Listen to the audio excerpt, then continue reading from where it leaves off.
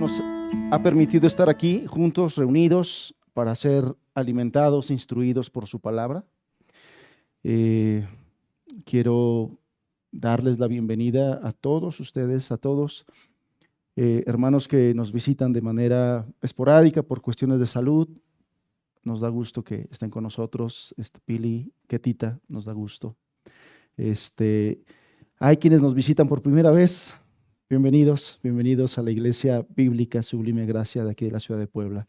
Estamos contentos con que nos acompañen. Bienvenidos. A todos ustedes, sean bienvenidos, hermanos. Y bueno, hoy quiero compartir con ustedes este tema, la gracia de Dios salvando familias. Y bueno, hemos estado estudiando de manera expositiva el libro de los Hechos. En eso estamos en el capítulo 16 del libro de los Hechos y lo estamos estudiando de manera expositiva. Pero hoy me voy a tomar la libertad de hacer un alto para abundar en este tema de cómo la gracia de Dios salva familias. Aprovechando que aquí en el capítulo 16 pues vimos algunos eventos precisamente de esto, ¿no? De cómo Dios salvó algunas familias, particularmente dos. ¿Alguien recuerda qué familias el Señor salvó en este capítulo 16? A la familia del carcelero de Filipos, que la Biblia no nos dice su nombre, pero nos dice su actividad económica, y a Lidia y su familia, ¿no? En el capítulo 16 de los Hechos estudiamos todo esto y vimos, déjenme decirlo así, curiosamente, como en este capítulo, precisamente cuando los misioneros de los que estamos hablando, el apóstol Pablo, Silas, ¿y quién más va con ellos? Son cuatro los misioneros que están en este segundo viaje misionero. Estamos en el segundo viaje misionero del apóstol Pablo. Y son 4 personajes los principales misioneros. Ya vimos 2, el apóstol Pablo, Silas y Timoteo. Y, no, Bernabé no, ya se quedó y se fue para otro lado. Lucas va con ellos. El autor del libro de los Hechos, para este momento ya es parte presente de este relato, ¿no? Él está ahí. Entonces, ellos 4 están viviendo esto, llegan ya, vimos como el Espíritu Santo les cambia los planes, les cambia el rumbo y los lleva a otro lugar. Al apóstol Pablo le permite una visión de un varón macedonio donde les dice: pasa y ayúdanos. El apóstol entiende que es un llamado de Dios a ir a ese lugar llamado Macedonia, que es precisamente ya en el continente europeo, y se embarcan allá y llegan a una de las ciudades principales llamada Filipos. Por eso de ahí el nombre del carcelero de Filipos, a la ciudad llamada Filipos.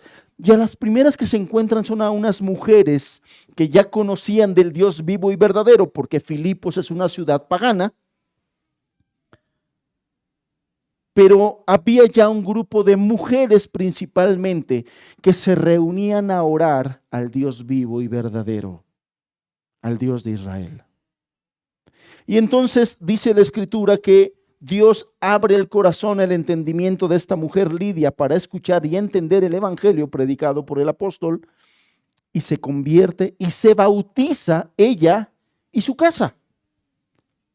Después de ello se arma un alboroto ahí porque había una mujer endemoniada con un espíritu de adivinación que iba ahí haciendo mofa de ellos.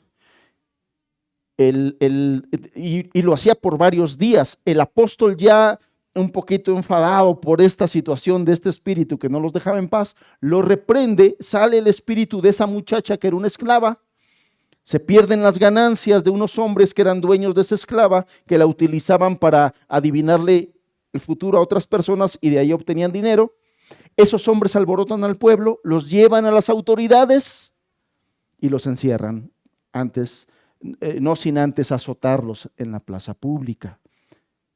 Azotados los hermanos, estando en la cárcel, dice que en la noche, entendiendo que la cárcel, porque la metieron en la más profunda de ellas, es decir, en la peorcita, o sea, no estaban en la suite, no estaban en una habitación del Marriott, no, estaban en la peor y estaban en la noche orando y alabando al Señor. El Señor tenía sus planes. En la noche, a través de un terremoto, Él se hace manifiesto, se abren todas las celdas, se salen todos los prisioneros, el carcelero se espanta pensando que se habían fugado todos, se iba a matar, y el apóstol desde adentro le grita, entendiendo todo. Ya tratado este hombre, el carcelero de Filipos, ya tratado por Dios, y después mirando cómo era Dios capaz de hacer y utilizar las cuestiones naturales como un terremoto, habiendo seguramente escuchado lo que ya los misioneros estaban hablando en la ciudad y a esas mujeres y todo ello, ya sabía quiénes eran esos hombres. La pregunta importante que hizo es, ¿cuál? ¿Qué debo hacer para ser salvo? ¡Wow! ¡Qué pregunta, amados! Sin duda alguna, la pregunta más importante que toda persona que no conoce a Dios debiera hacerse. No hay otra cosa, no hay otra cosa para los hombres terrenales aquí, no hay otra cosa que debiera ser más importante que preguntar por la salvación de nuestra alma. No hay otra cosa. Nuestros años, nuestros días en esta tierra, a nuestro cuerpo, están contados. 70, 80, 90, y unos poquitos llegarán a los 100, pero casi no más allá de ello. Sin embargo, la vida de nuestra alma es eterna. Y no debiera haber otra cosa más importante para nosotros los seres humanos que indagar por la vida eterna de nuestra alma. Por lo tanto, la pregunta de este hombre es muy significativa. ¿Qué debo hacer para ser salvo? La pregunta es muy significativa. Les decía yo, en este capítulo encontramos dos ejemplos de cómo Dios salva a dos familias. Y bueno, es lo que Lucas nos dice. No sabemos si hubo más, probablemente hubo más porque hubo más mujeres que creyeron, pero Lucas relata específicamente estos dos. Y no son los únicos, yo no sé, seguramente ustedes recuerdan cómo en el capítulo 10 y en el capítulo 11 se nos habla de otra familia que Dios salvó completa. ¿Alguien me puede decir? Les doy el tip, capítulo 10, capítulo 11 del libro de los Hechos, se nos relata de este suceso. ¿De quién está hablando? De Cornelio y su familia, Cornelio el centurión y su familia. Entonces, esto es lo que a mí en particular me llama la atención y, y deseo yo profundizar, enfatizar un poquito este aspecto.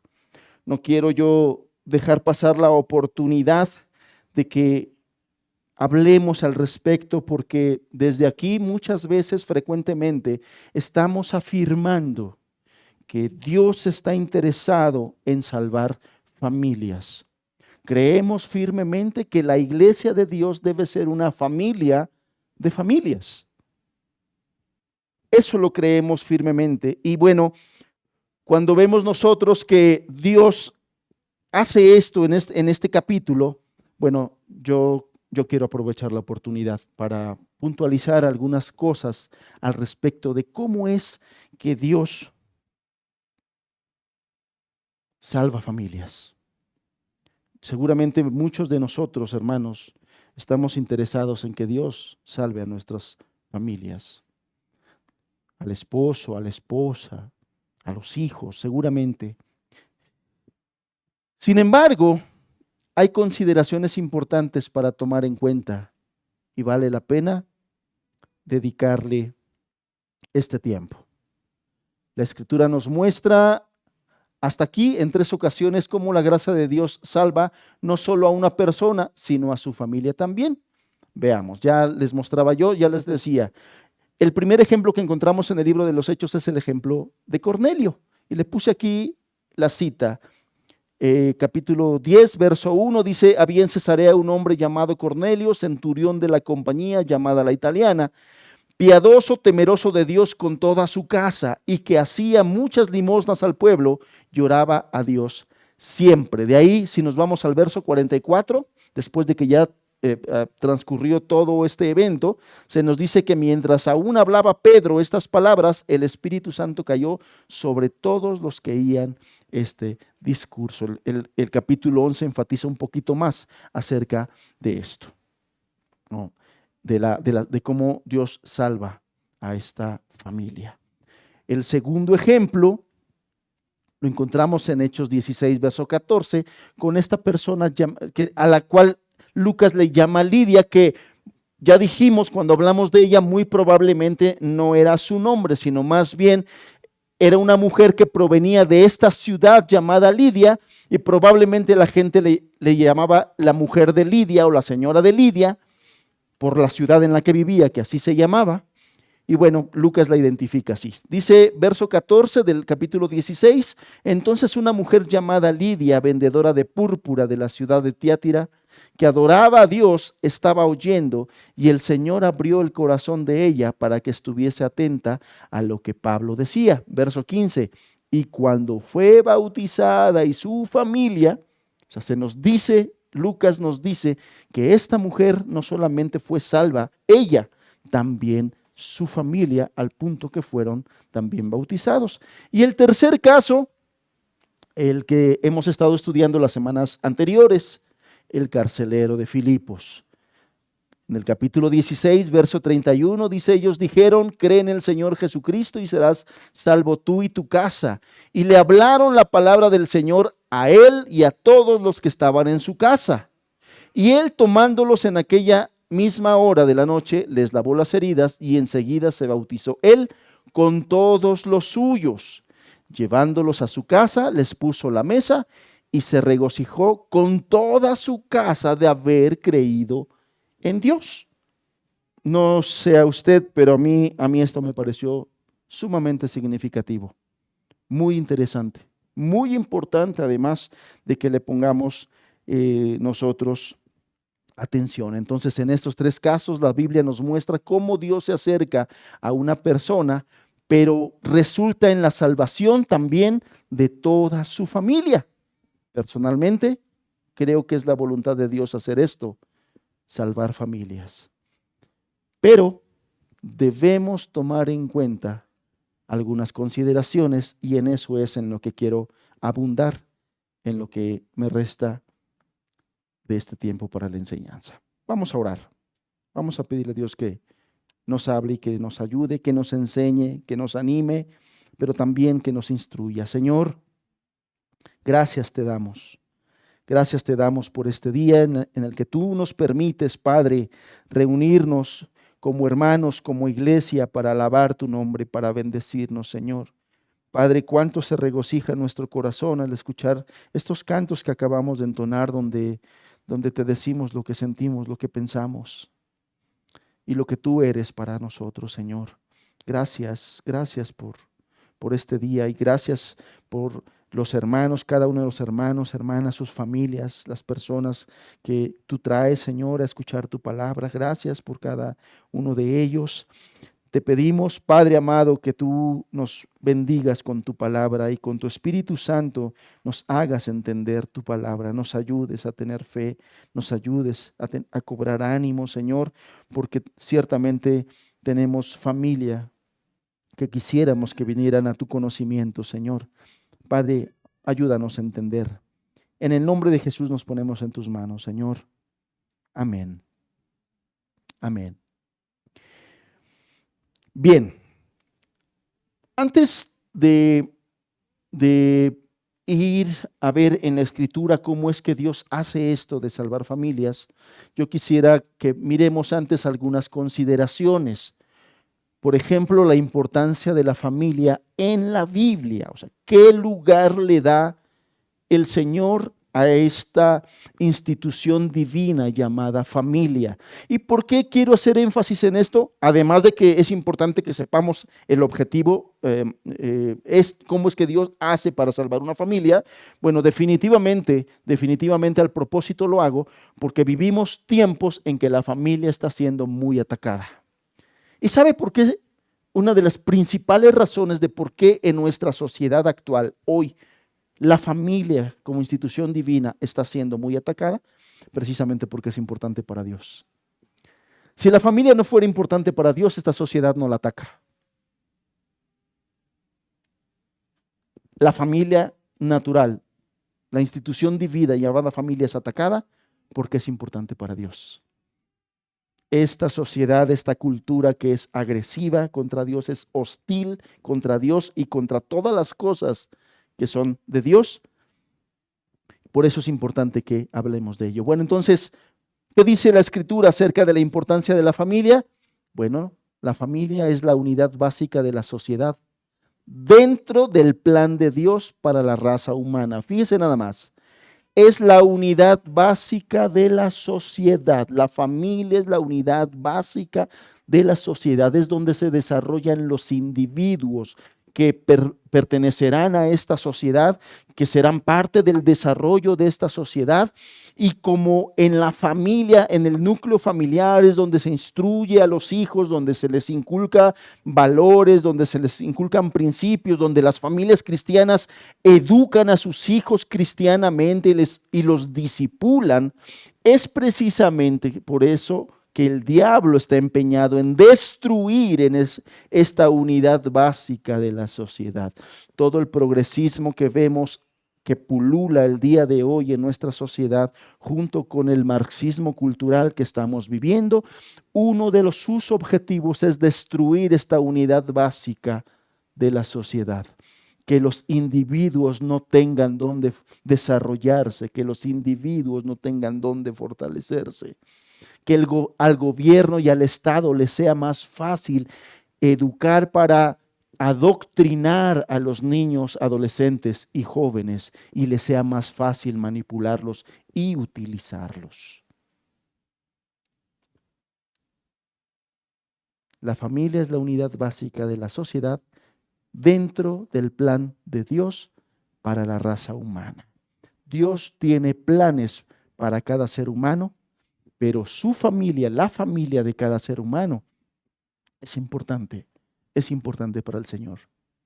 Cuando Dios creó al hombre, Adán, dice la Biblia que vio Dios que no era bueno que el hombre estuviese solo.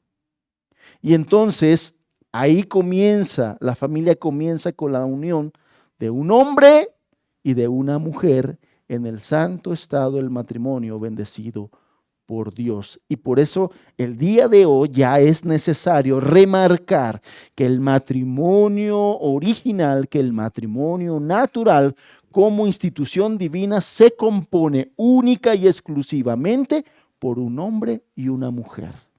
El cuento de que ya hay matrimonios de hombres con hombres, de mujeres con mujeres, es solo eso, un cuento. Serán uniones, pero no es matrimonio.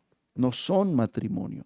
El matrimonio, como institución divina dentro del plan de Dios, está conformado única y exclusivamente por un hombre y una mujer en el santo estado del matrimonio bendecido por Dios. Entonces, la familia está conformada por el esposo y por la esposa, remarco, hombre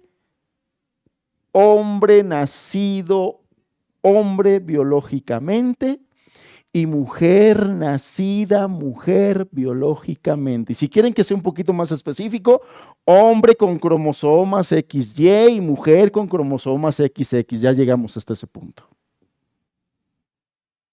Ya llegamos hasta ese punto donde tenemos que ser tan específicos cuando nos referimos a un hombre y a una mujer. Entonces, la familia incluye un esposo con cromosomas XY y una esposa con cromosomas XX, ¿ok? Bien. La familia incluye padre y madre y los hijos biológicos o bien pueden ser adoptados. Esto es lo que conforma la familia, que es la unidad básica de la sociedad dentro del plan de Dios para la raza humana. ¿Sí? Esto es el ABC de lo que debemos saber acerca de la familia en el plan de Dios. Ahora, ¿por qué creó Dios la familia? La familia existe con el fin de glorificar a Dios. Grabemos esto en nuestra mente y en nuestro corazón, hermanos. El principal objetivo, puede haber otros más, pero el más importante es glorificar a Dios en esa relación de familia, ya sea en la relación matrimonial o ya sea en la relación de padres e hijos. La primer razón de la existencia de la familia es glorificar a Dios. Por eso es que hemos insistido y por eso que enseñamos que el matrimonio, por ejemplo, el matrimonio, que es lo más importante dentro de la familia, es la base. El matrimonio, repito y lo seguiré repitiendo muchas veces, no se trata del esposo ni se trata de la esposa. Es más, el matrimonio en primera instancia no se trata de la felicidad de los esposos. El matrimonio en primera instancia se trata de la gloria de Dios. Porque Dios creó el matrimonio con ese propósito en primer lugar. Hay varias razones, hay otras razones más, pero el principal, hermanos, el principal por la cual Dios creó la familia, por la cual Dios creó el matrimonio, es para la gloria de Dios, para que le demos gloria a Dios los que participamos de un matrimonio, para que le demos gloria a Dios los que participamos de una familia, le demos la gloria a Dios. Esa es la primera razón. Por eso es que muchas jóvenes que se casan creyendo que el matrimonio es para ser yo feliz y que se casan para ser los más felices en toda la vida, fracasan. Porque se encuentran con que un hombre terrenal o una mujer terrenal no pueden hacerlos felices si no tienen a Cristo.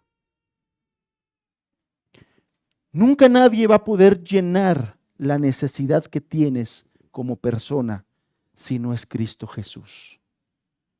Y muchas veces los jóvenes piensan que va a ser, la señorita piensa que es su príncipe azul el que le va a llenar ese vacío y la va a hacer la más feliz. O es el varón que piensa que esa jovencita señorita la va a llenar y la va a hacer plena, la va a hacer vivir o lo va a hacer vivir en plenitud.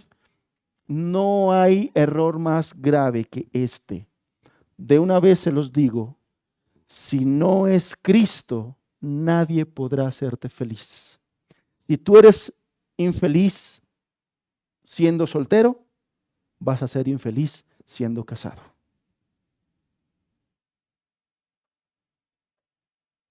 Si tú no estás pleno siendo soltero o siendo soltera, no vas a estar plena siendo casado. Porque el único que puede darte plenitud es Cristo Jesús. Es el único. Es el único. Entonces, la familia es para la gloria de Dios. El matrimonio no es para tu felicidad en primera instancia, es para la gloria de Dios. Tus hijos, tu paternidad, tu maternidad, no es para que tú te sientas plena, es para la gloria de Dios en primera instancia. La familia existe con el fin de representar la relación de Dios con su pueblo, Cristo con su iglesia. Fíjense, y muchos desconocíamos esto, hermanos, que la familia existe, ¿sabías esto? con el fin de representar aquí en la tierra la relación de Dios con su pueblo, Cristo con su iglesia. Por eso es que la familia está creada a imagen de Dios.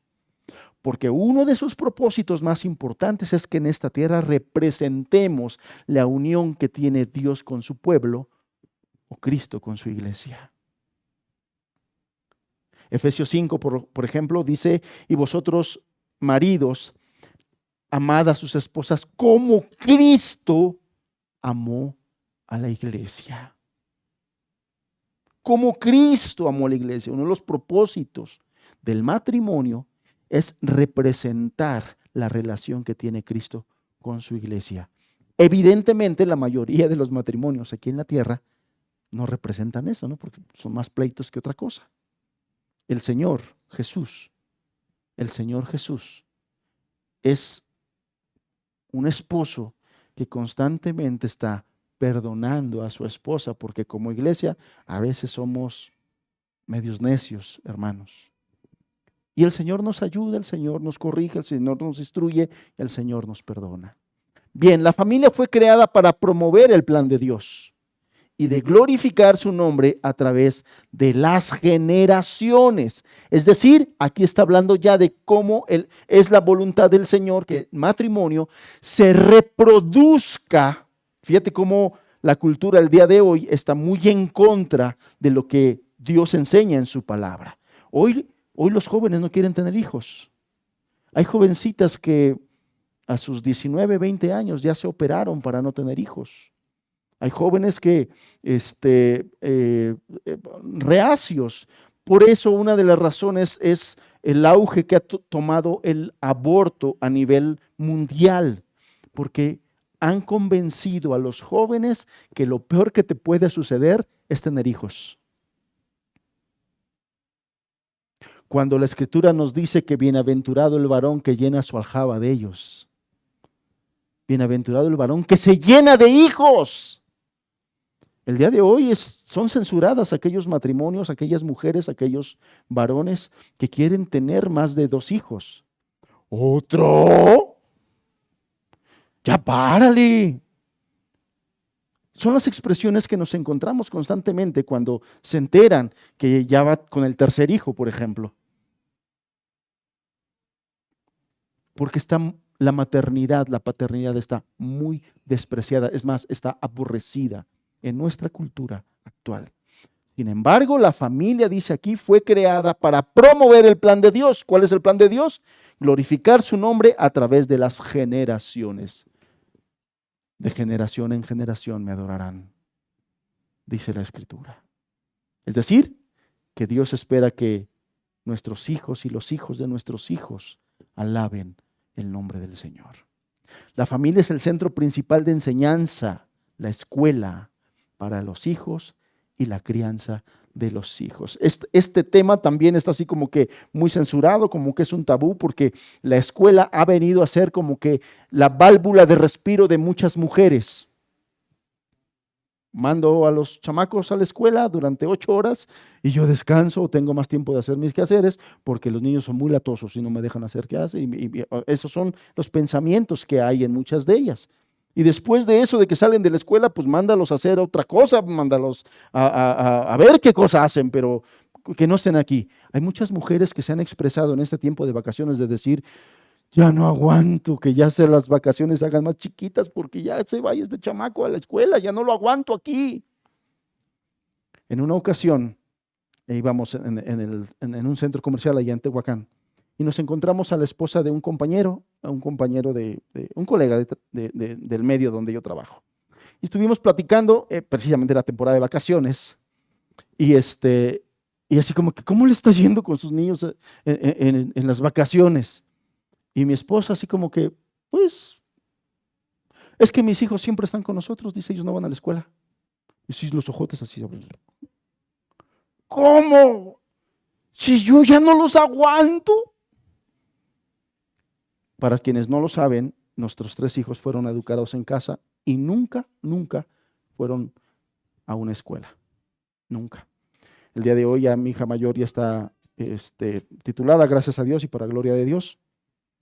Mi hijo El próximo mes entra ya a la universidad y la menor está en diciembre, primero Dios, termina la preparatoria.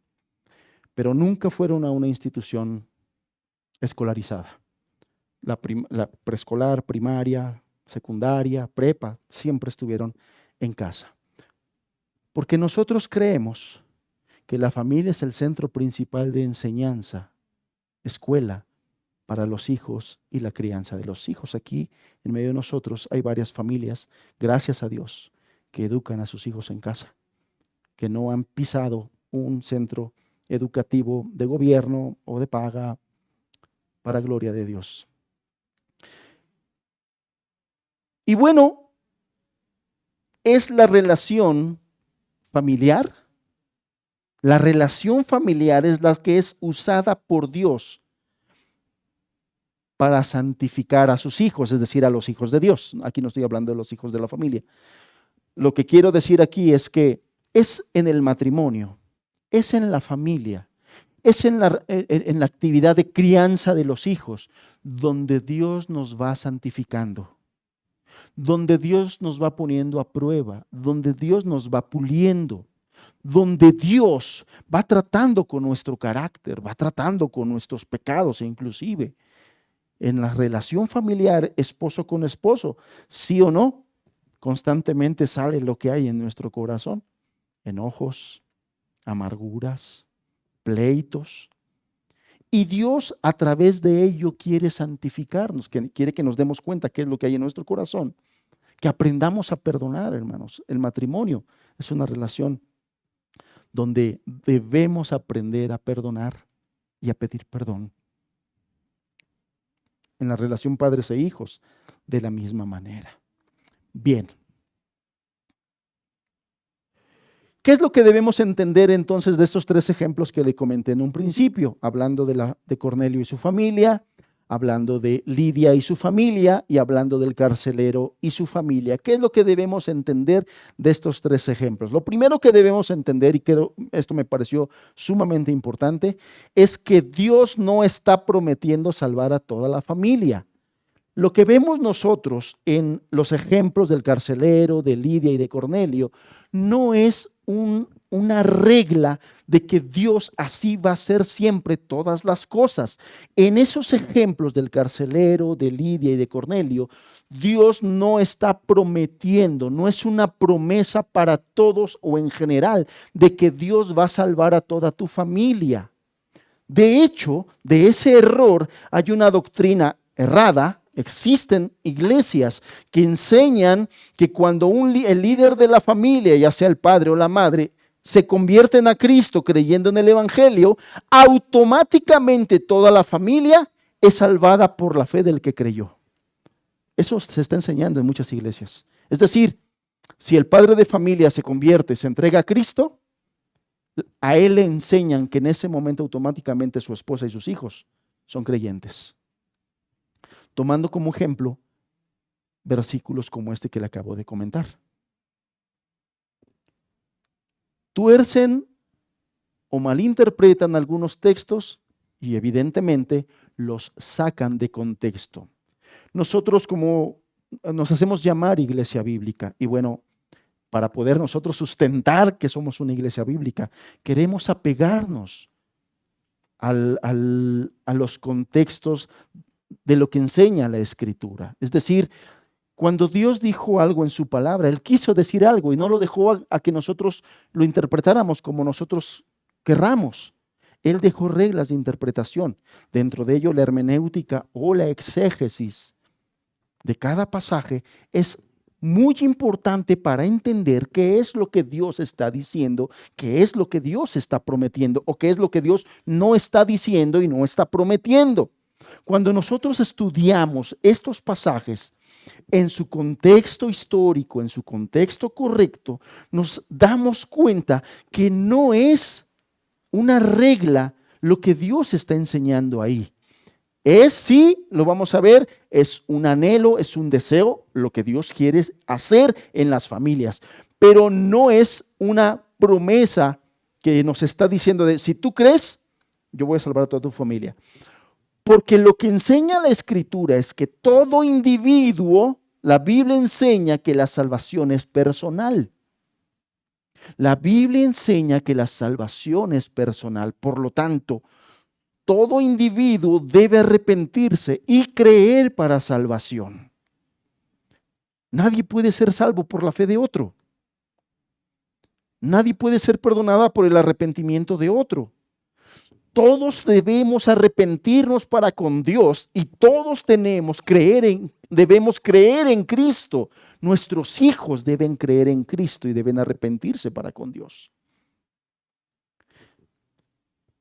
Y ese es algo muy importante, porque la Escritura sí enseña, por ejemplo, en el capítulo 2 de Tito, que la gracia de Dios se ha manifestado para todos los hombres. Es decir, Dios quiere salvar a todos los hombres. Dios desea, Dios no quiere la muerte del impío, sino que éste proceda al arrepentimiento. Esos pasajes nos ayudan a entender que Dios quiere la salvación de nuestra familia. Que si usted, hermana, es creyente, pero su esposo no es creyente, esos pasajes nos enseñan que Dios quiere que su esposo sea creyente, que se arrepienta y que crea. Si sus hijos no son creyentes, esos pasajes que le acabo de mencionar de Tito 2 o de la carta de Pedro, donde nos dice que Dios no quiere la muerte del impío, sino que procedan al arrepentimiento, nos enseñan que Dios quiere que sus hijos se arrepientan y procedan a creer para que Dios les dé salvación. Es decir, Dios quiere salvar a nuestras familias.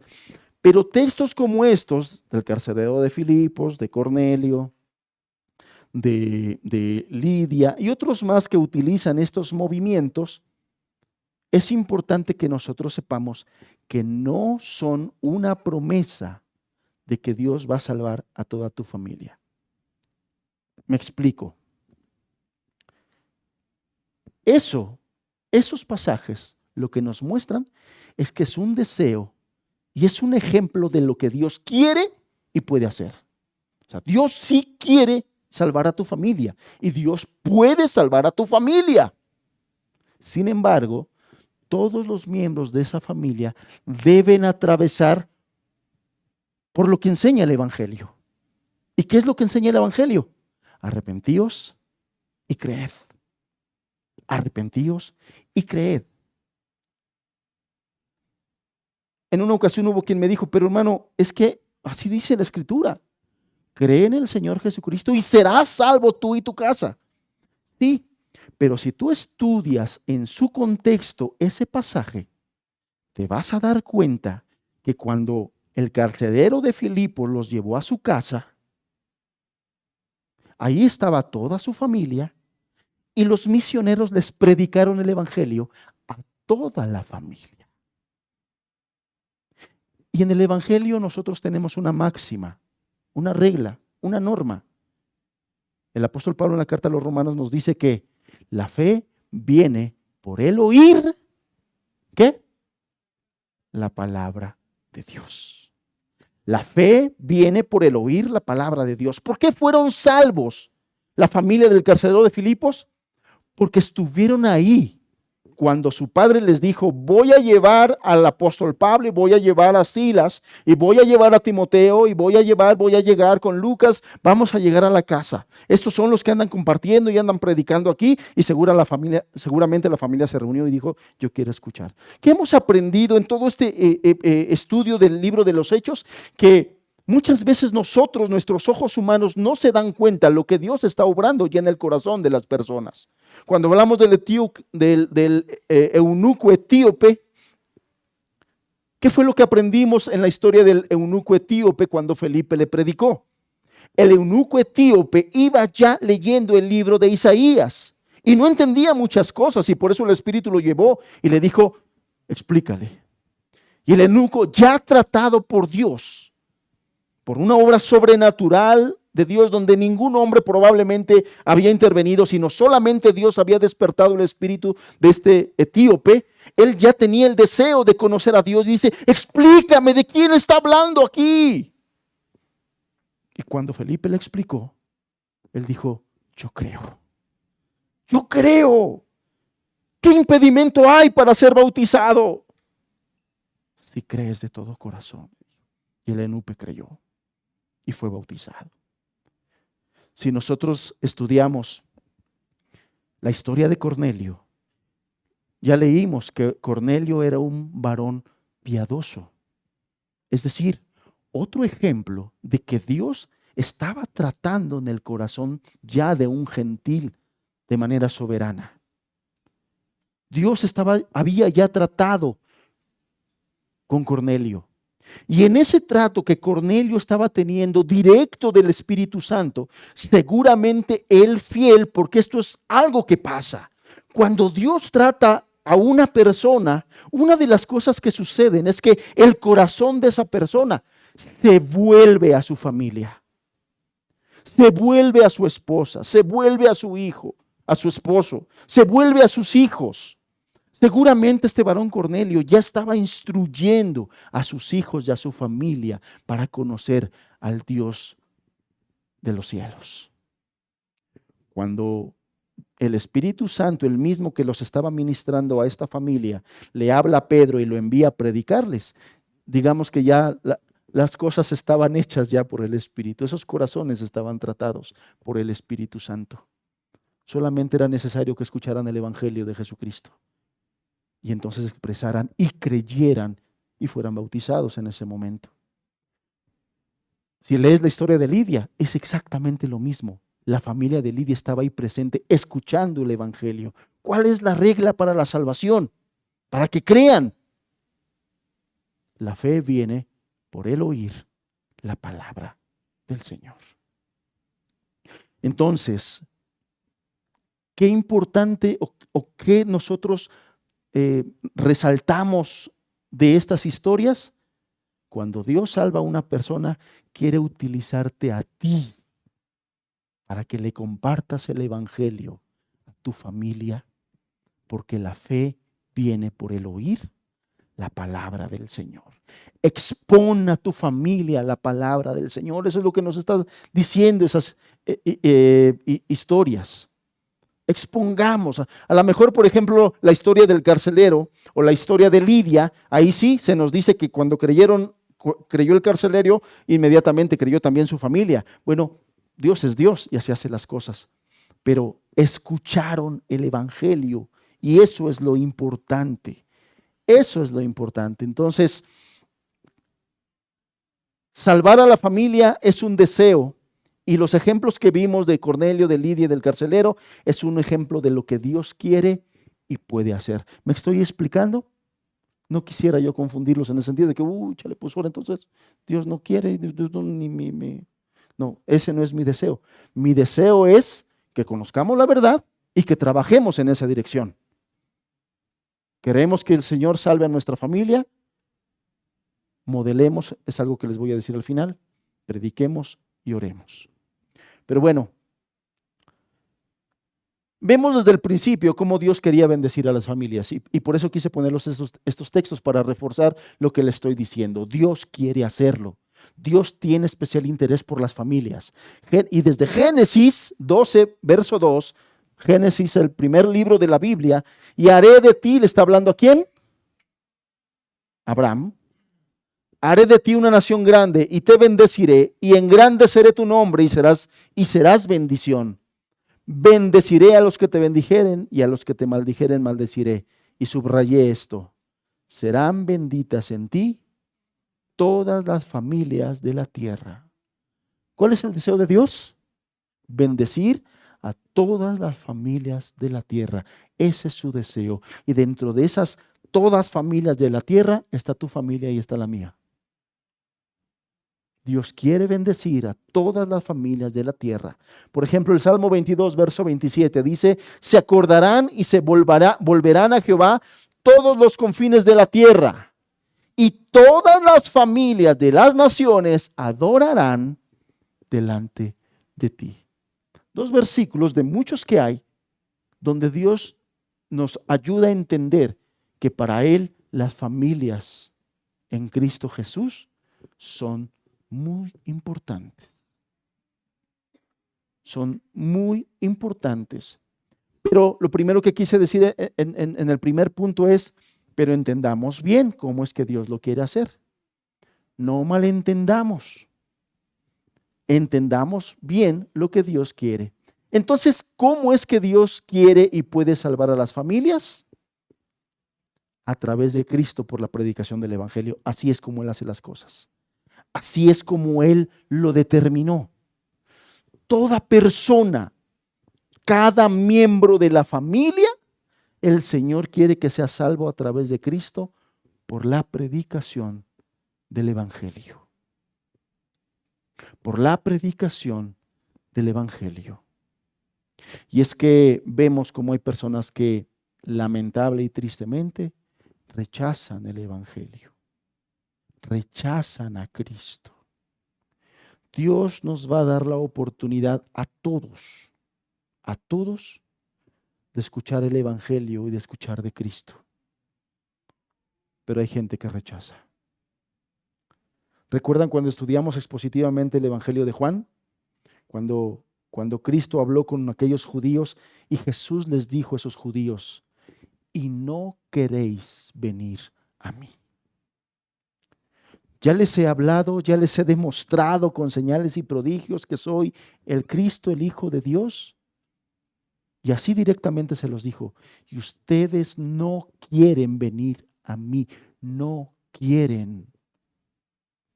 Y esa es la razón por la que muchos no son y no serán salvos, porque amaron más las tinieblas que la luz, porque rechazaron la luz, el Evangelio, rechazaron a Cristo. Entonces, cada integrante de la familia debe responder en fe al llamado de Dios por el Evangelio. Por eso la máxima importante, la fe viene por el oír. Amados hermanos, una de nuestras más grandes responsabilidades es hablar el Evangelio a nuestras familias. Predicar el Evangelio a nuestras familias. Cada integrante de una familia debe saber y entender que cuando Dios llama a un integrante de la familia, es porque Dios está llamando a toda la familia. Esto sí es importante. Lo hemos explicado ya recientemente en otras enseñanzas. Si en una familia la madre es cristiana, Dios tuvo misericordia de esa madre, de esa mujer, la llevó al arrepentimiento, le reveló a Cristo en la cruz muriendo por ella y ella creyó y el día de hoy es cristiana. Una de las cosas que nosotros debemos entender es que Dios no quiere solamente la salvación de esa mujer. Dios quiere la salvación de toda esa familia. Y está poniendo una luz del Evangelio en esa familia. Está poniendo una muestra de lo que Dios puede y quiere hacer, salvando a esa mujer, a esa madre. Y es a través de lo que Dios hace en esa madre, o viceversa, si es el padre, es Dios diciéndole a los demás, lo mismo quiero hacer por ti. Por eso es que hice esto en un vínculo muy cercano a ti, para que tú lo palpes, para que tú lo veas, para que tú seas testigo de lo que Dios está haciendo, de que Dios se está acercando a esta casa, de que Dios se acercó, de que el Señor llegó, de que la salvación llegó a esta casa. ¿Recuerdas las palabras de aquel hombre llamado Zaqueo? Una de las palabras que dijo, la salvación ha llegado a esta casa. Perdón, fue el Señor Jesús en la casa de Zaqueo. La salvación ha llegado a esta casa. No dijo la salvación ha llegado a Zaqueo solamente. La salvación ha llegado a esta casa. ¿Por qué? Porque cuando todos los integrantes de la familia vean lo que Dios está haciendo en esa persona que ha conocido recientemente a Cristo y la transformación que Dios va haciendo en ella, Dios los está influenciando. Dios les está diciendo, lo mismo quiero hacer contigo. El mismo llamado es para ti. El mismo llamado es para ti. Por eso es que si usted que nos acompaña tiene un familiar que es creyente, usted todavía no es creyente, pero tiene un familiar que es creyente, entiende estas palabras. Ah, no, sí, pues qué bueno, yo respeto lo que él cree, qué bueno que respetes, pero entiende esto, el Señor te está llamando.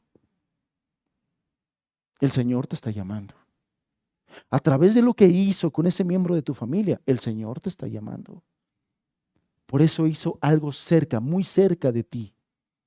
La salvación ha llegado a esta casa, y no solamente para una persona. El Señor quiere salvar al matrimonio, el Señor quiere salvar a los hijos de ese matrimonio. Y hemos visto cosas gloriosas, que esa salvación todavía se extiende a la familia extendida, valga la redundancia, a los padres, a los suegros, a los cuñados, a los tíos. Cosas tan gloriosas que el Señor hace, que puede hacer que una suegra ame a su yerno. Ayer mi suegra me hizo un caldito de res. Mi suegra me ama. Cosas que el Evangelio hace. Cosas que el Evangelio hace gloriosas. Que dos cuñados se amen, cuñadas se amen, se sirvan. Cosas que el Evangelio hace. Hemos visto cosas tan gloriosas donde la salvación no solamente queda en la familia nuclear, padre, madre, hijos, sino se va a la familia extendida, abuelos, tíos, primos. Cosas gloriosas que el Evangelio hace. Pero cada integrante de una familia debe saber y entender que cuando Dios llama a un integrante de la familia es porque Dios está llamando a toda la familia, llamándolos al arrepentimiento y a la fe para perdón de pecados y salvación, porque ya dijimos que el arrepentimiento y la fe de una persona no alcanza para todos. La salvación es personal. Cada individuo debe tener arrepentimiento para con Dios y fe para el Señor, para con el Señor Jesucristo. Cada individuo debe ejercer eso, porque Dios es un Dios personal. Un esposo y padre de gran influencia, un esposo y padre es de gran influencia al modelar el cristianismo y orar por los suyos. ¿Cómo es que Dios hace? ¿Cómo es que Dios hace estas cosas de salvar a una familia? Ya le decía yo, muchas veces Dios es suficiente para Él hacer toda la obra y la salvación, como lo vimos en el ejemplo del carcelero de Filipos, como lo vimos en el ejemplo de Lidia y de su familia. Dios hizo todo. El carcelero de Filipos estaba conociendo, él era un ignorante del Evangelio y del Dios vivo y verdadero. Pero cuando llegó la luz, le llegó la luz a todos en el mismo momento. Cuando le llegó la luz a Lidia, le llegó la luz a toda su casa. Pero en el caso de Cornelio, él fue tratado previamente, él como líder, y él fue una gran influencia en su casa para la obra que Dios quería hacer con ellos. Y por ejemplo, aquí te pongo otro ejemplo, aparte de Cornelio, Josué 24:15. Aquí estoy hablando de esposo y padre como gran influencia al modelar. ¿A todos les hace sentido esta palabra de modelar el cristianismo?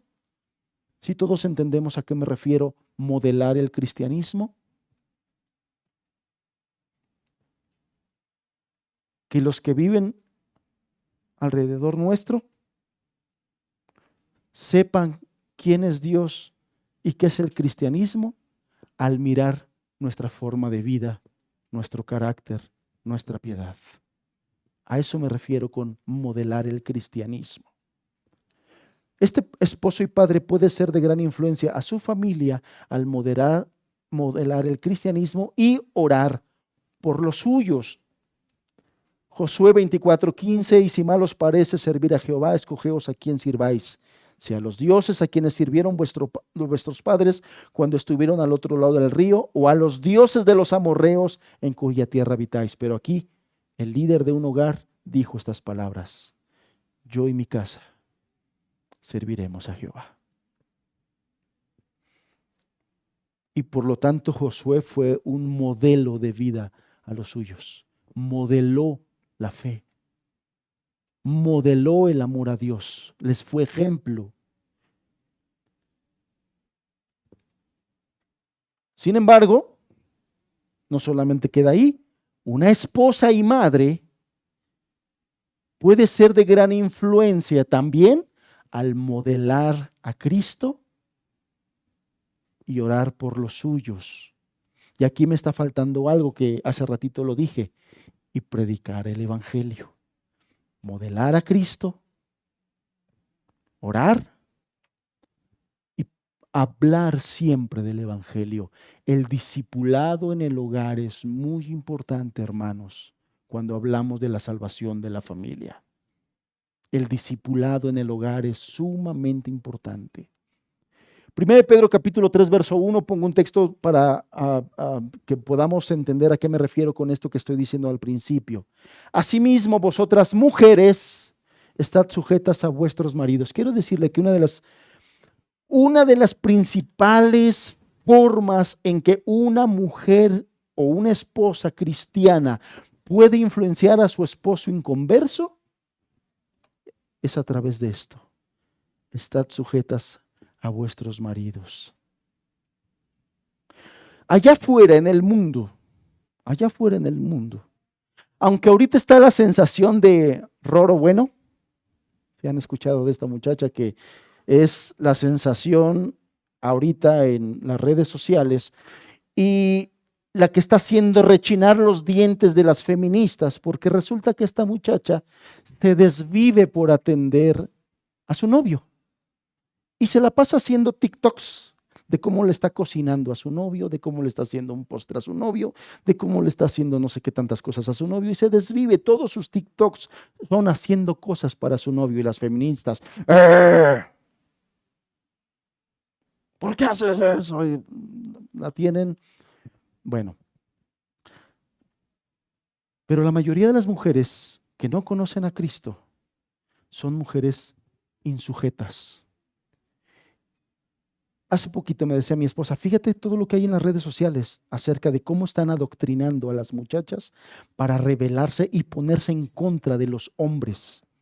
Eso es lo que está enseñando el marxismo cultural, enseñándole a las mujeres que son las víctimas de los hombres. Así como está enseñando que los homosexuales son víctimas de los heterosexuales, así como está enseñando que los negros son víctimas de los blancos. Eso es lo que está enseñando el marxismo cultural el día de hoy. Bueno, las mujeres que no conocen a Cristo, que no entienden el evangelio, tienen una guerra campal contra sus esposos. Y esto de estar sujetas a vuestros maridos les choca en la cabeza. Es más, que lo esté diciendo yo y que lo estén oyendo ellas, les es chocoso. ¿Qué está diciendo ese machista? El Señor que nos conoce y que sabe cómo funciona el hombre y la mujer para una armonía y darle gloria en el matrimonio, que fue lo que dijimos en un principio, dice a las mujeres, estad sujetas a vuestros maridos. Ahora, sí le quiero decir una cosa, estar sujetas a vuestros maridos solo lo puede hacer una mujer que tenga el Espíritu Santo morando con ella. En la carne no se puede. En la carne no se puede. ¿Para qué también los que no creen a la palabra, y se está refiriendo a los esposos de estas mujeres, sean ganados sin palabra por la conducta de sus esposas? Ya ves, está hablando de los esposos. Está diciendo que por el ejemplo piadoso, sujeto, respetuoso de las esposas, se puede ganar a un esposo inconverso. Una esposa y madre son de gran influencia al modelar a Cristo y orar por los suyos. Perdón, me faltó el verso 2. Considerando vuestra conducta casta y respetuosa. Ya voy a terminar. Vemos en los ejemplos de inicio que Dios salvó a los hijos sin la intervención de los padres. Y aquí le pongo entre paréntesis, aparentemente, por lo que le expliqué hace un ratito. Seguramente Cornelio hizo un trabajo previo guiado por el Espíritu Santo antes de que Pedro llegara a predicarles el Evangelio. Los había discipulado. Pareciera que no, pero seguramente los había discipulado. No sabemos mucho de Lidia, no sabemos mucho del carcelero, pero por ejemplo en el caso de Cornelio sí está muy claro que antes de que llegara Pedro a predicarles el Evangelio, Cornelio ya había sido tratado por Dios.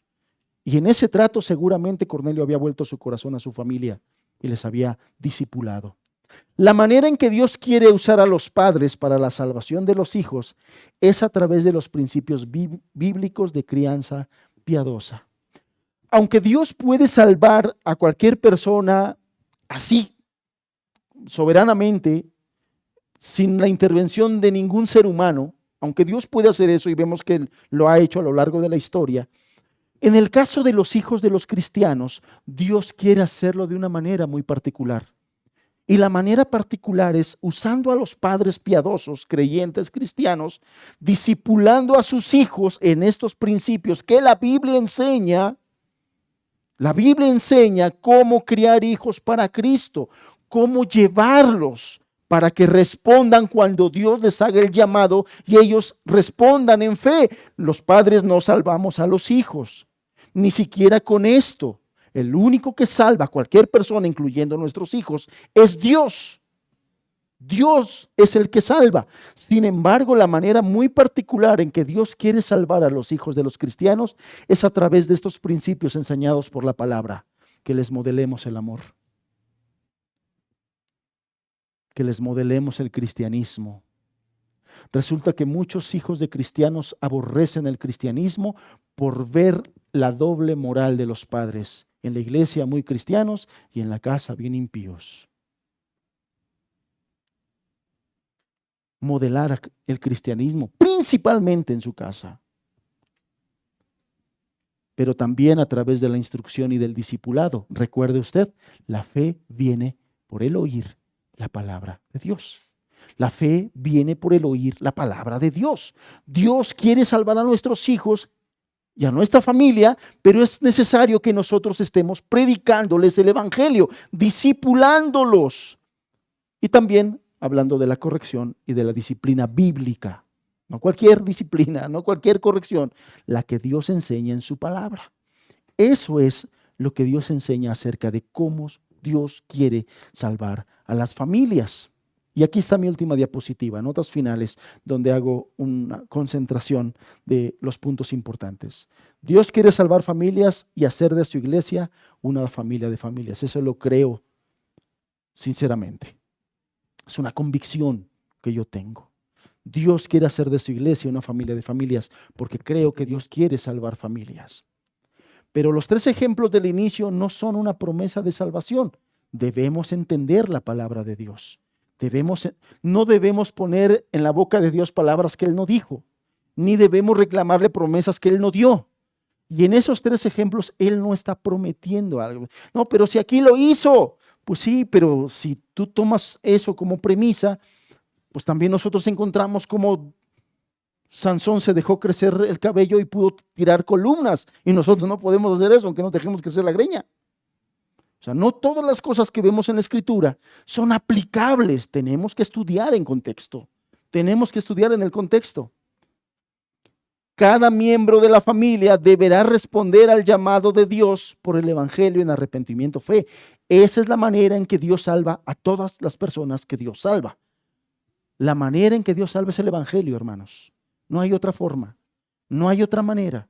La manera en que Dios salva es a través del evangelio en arrepentimiento y fe. Cada persona que sea perdonada por el Señor deberá experimentar un arrepentimiento de corazón genuino para con Dios y una fe verdadera, bíblica para con Jesucristo. Cada miembro de la familia debe entender que si Dios ya llamó a alguien en su familia, entonces Dios lo está llamando a él también. Y esto lo quiero aplicar de una manera muy práctica. De los que estamos aquí, si alguno todavía no es creyente, pero tienes en tu familia un creyente, entiende esto: el Señor te está llamando. El Señor te está buscando y quiere y espera de ti un arrepentimiento genuino por tus maldades, por tus pecados, y que rindas tu vida a la voluntad de Jesucristo en fe. Incluyendo adolescentes. También a los adolescentes el Señor les pide que se vuelvan a Dios. A los niños. Si usted se da cuenta, nosotros tenemos aquí a los niños en la enseñanza. Solamente tenemos una reunión al mes con nuestros niños para darles una enseñanza y actividades, pero los demás están aquí porque creemos que la fe viene por el oír la palabra de Dios. Por eso lo creemos. El modelo de la escuela dominical es un modelo recientemente nuevo, no es histórico. Fue en los 1900 en que las iglesias evangélicas empezaron a adoptar el modelo de la escuela dominical, muy influenciados por la psicología en auge en esos tiempos. Y entonces empezaron a hacer una segregación por edades. La Biblia no habla de segregación. Por familias, vengan a adorar. Por familias, vengan a adorar. Y en esta congregación creemos en eso. Aunque también exhortamos a los padres que están aquí y a nuestros hermanos a esto, a que se dediquen fiel y responsablemente a la crianza de sus hijos. Los exhortamos, los invitamos, les instruimos, porque creemos que esta es la manera en que Dios quiere a lo que ellos se dediquen y cómo Dios quiere que sus hijos sean salvos, creyentes y servidores del Señor. Dios ocupa la gran influencia de un padre cristiano o madre cristiana para llamar a los demás miembros de su familia.